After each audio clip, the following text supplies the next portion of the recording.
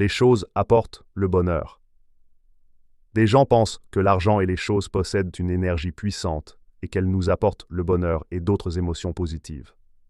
Cette idée est faite par des auteurs qui écrivent sur l'argent et le mystifient. Grâce à ceux qui écrivent des choses comme l'argent est le pouvoir, l'argent est l'énergie et le signe du destin. Nous avons une telle conviction. Concentrons-nous sur le fait que la même chose peut provoquer des réactions variées. D'une part, acheter et posséder des choses peut provoquer l'euphorie, mais un autre peut se sentir indifférent. Alors, qu'éveillent réellement les choses, de l'euphorie ou d'apathie? Les choses n'ont aucune émotion qui puisse vraiment vous être transmise. Si l'on accepte que la même chose peut provoquer des réactions différentes, cela prouve, en réalité, que ce n'est pas la chose qui rend heureux, car elle peut être très appréciée par certains et ignorée par d'autres. Souviens-toi de Christophe Colomb, qui échangea du verre contre de l'or avec les habitants à son arrivée en Amérique. Pour les habitants, l'or n'était qu'une pierre. Dans leur esprit, il n'avait pas beaucoup de valeur. Ainsi, les objets eux-mêmes ne peuvent pas créer de valeur. La valeur est créée dans notre esprit. Les choses elles-mêmes ne peuvent pas nous apporter de valeur ni de bonheur parce qu'elles n'ont pas ces qualités. La valeur et le bonheur se créent dans nos esprits. Le bonheur devrait être recherché dans notre esprit, pas en essayant d'acheter encore plus de choses. Des trucs peuvent déclencher votre esprit, et à cause de cela, elles peuvent créer des émotions positives. Ainsi, les trucs réveillent nos émotions plus souvent quand ils sont près de nous et plus visibles. Des trucs peuvent affecter les émotions d'autres personnes sans effort. Des trucs peuvent provoquer des émotions tout de suite, car tout le monde a des yeux et peut voir des choses. Mais cela ne provoquera des émotions et du bonheur que chez ceux qui ont le bon état d'esprit pour cela. Disons qu'un homme veut faire bonne impression lors d'un rendez-vous. Il peut porter une belle montre et son rendez-vous la remarquera très rapidement. Puis il peut parler de ses vacances et du lieu superbe qu'il visite chaque année et des activités qu'il y fait. Ainsi, il peut faire la même bonne impression de deux manières différentes. Il peut montrer ce qu'il a de bon ou bien parler du bon moment qu'il passe.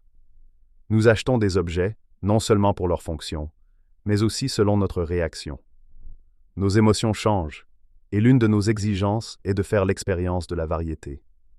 Parfois nous achetons des choses, mais parfois nous achetons une réaction. Peut-être pas besoin de plus de meubles, mais nous aimons les sensations liées à l'achat. Nous voulons ressentir l'émotion que nous avons ressentie en achetant. Par exemple, vous achetez un petit pain frais car son odeur vous plaît. Cette odeur vous rappelle votre enfance, quand votre mère préparait des pains. Peut-être que vous n'aviez pas faim, mais l'odeur vous a affecté et vous avez acheté cette émotion. Bien sûr, les choses deviennent vite ennuyeuses et les réactions s'affaiblissent. Par exemple, on achète souvent des chaussures, des vêtements ou des accessoires. Vous pouvez avoir une garde-robe remplie, mais cela ne suffira pas. Vous aimez choisir et essayer des vêtements et les réactions des autres. Si vous avez faim sur le plan émotionnel, vous n'arrêterez pas d'acheter.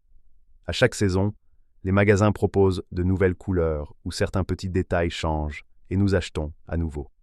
L'intellect rationalise ce que nous achetons. Comme c'est nouveau et que cela paraît légèrement différent, mais plus probablement, nous achetons parce que nous aimons le processus. Les objets eux-mêmes n'ont pas le pouvoir de satisfaire les besoins émotionnels. Les théories économiques disent que les gens achètent par émotion, mais elles ne révèlent pas que les choses ne satisfont pas nos besoins émotionnels. Sinon, tout capitalisme n'aurait pas de sens. Pourquoi tant d'objets? Si ces objets ne peuvent pas entièrement satisfaire nos besoins émotionnels, pourquoi travaillons-nous toute la journée à fabriquer des objets qui ne nous rendent ni plus heureux ni épanouis? Nous avons peut-être 100 fois plus de choses que nos parents ou nos grands-parents, mais vivre une vie émotionnelle riche est bien plus difficile. La satisfaction des appétits émotionnels est plus subtile car elle nécessite éducation et effort. Il ne suffit pas d'avoir de l'argent. Peux-tu aller dans un magasin et acheter 1 kilo d'amour? Nous le voulons si fort et on ne peut l'acheter nulle part. Alors nous achetons 1000 choses, pensant que cela apportera plus d'amour et de bien-être à la vie. Nous en avons marre des objets. Par exemple, vous voulez aller quelque part. Beaucoup peuvent vous aider à réaliser cette fonction. On peut y aller en bus, taxi, métro, vélo ou votre propre voiture. Satisfaire cette exigence fonctionnelle est facile, en pratique, aller du point A au point B. Mais pour nous, ce n'est pas tout à fait suffisant. Nous voulons, outre la fonction, satisfaire nos besoins émotionnels. Nous voulons un trajet confortable et luxueux, avec la meilleure voiture possible. Et nous voulons que les autres voient notre trajet et notre voiture. Alors, notre trajet ne se limite pas à aller du point A au point B, mais peut aussi devenir un outil pour satisfaire des besoins émotionnels. De nouvelles choses nous aident à éprouver ces émotions. Nous nous sentons plus vifs, énergiques et attirants pour les autres et pour nous-mêmes. Une personne portant des vêtements ou des accessoires à la mode attire les regards et éveille les émotions des autres. Mais les émotions s'éveillent à cause de l'idée du concepteur créatif, et pas à cause des choses qu'il a achetées. Nous sommes stimulés par une nouvelle idée. Sans idée, il n'y aurait pas de choses. Une personne portant des vêtements à la mode porte non seulement les choses, mais aussi le talent et les idées d'une autre personne. Sans idée, les vêtements à la mode ne seraient pas à la mode. Une pierre n'est ni mignonne ni précieuse, mais quand un sculpteur touche la pierre avec des idées et de l'expérience, il produit quelque chose qui nous fait l'admirer. Tout ce qui est fait est le fruit des gens les plus énergiques, productifs et créatifs. En consommant leurs produits, nous essayons de montrer que nous sommes aussi bons que ces personnes créatives. Tout ce que nous utilisons est l'œuvre créative d'autres personnes.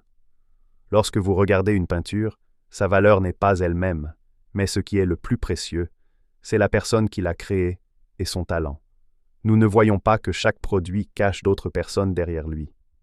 Comme nous ne voyons pas ces personnes, nous avons une sorte de fétichisme pour les objets, et nous croyons que les objets peuvent donner les mêmes émotions que les gens se donnent les uns aux autres. Ce que nous cherchons en consommant des produits, nous pouvons l'obtenir directement d'autrui. Les biens et l'argent ne sont que des médiateurs entre autrui.